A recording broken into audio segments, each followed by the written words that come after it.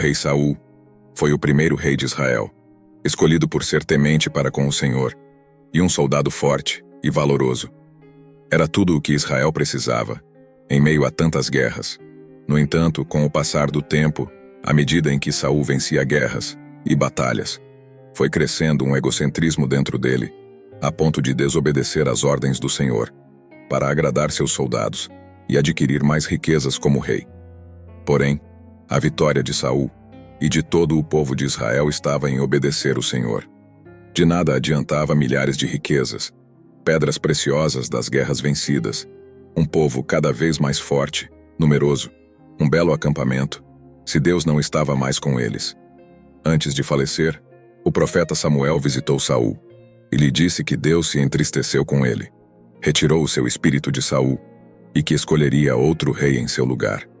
Enquanto Saul ficou completamente desolado, mas não arrependido, da casa de Jessé, Deus mostrou o filho mais jovem e mais fraco, para ser o rei de Israel no lugar de Saul, pois em Davi, Deus encontrou um coração puro e sincero.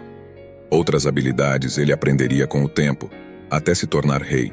Davi não sabia que em pouco tempo iria para o acampamento de Saul, pois como ele tocava a harpa, foi chamado para acalmar os ânimos de Saul, que estava perturbado com um espírito maligno.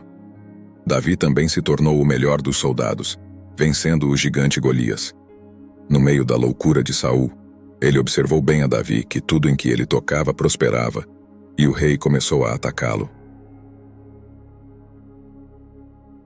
Os filisteus, um dos povos inimigos mais cruéis, reuniu suas tropas para lutar contra Israel.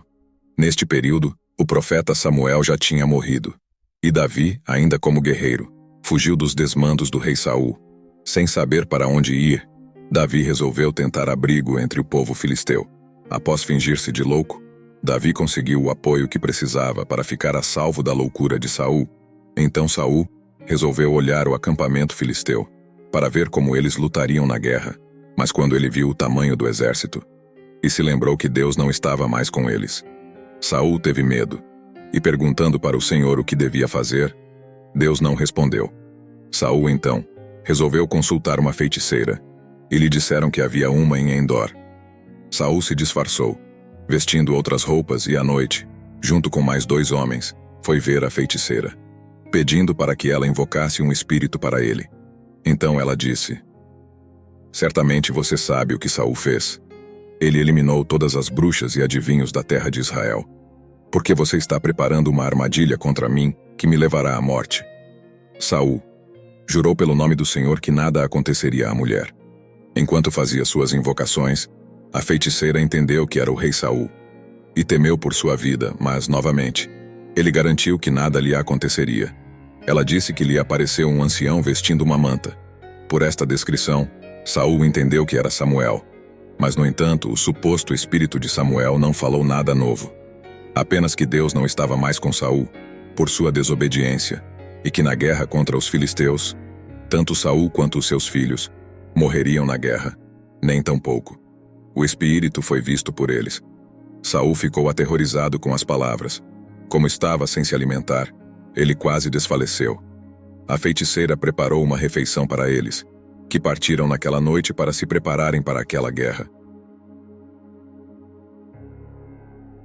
A história de Saul nos mostra exatamente como não devemos agir. Cometendo um erro e pecando contra o Senhor, devemos corrigir nosso caminho e nosso coração. Saul fez o contrário. Após desobedecer o Senhor, ele foi cometendo cada vez mais pecados contra Deus e tirando a vida de pessoas inocentes. Que sua história nos sirva de lição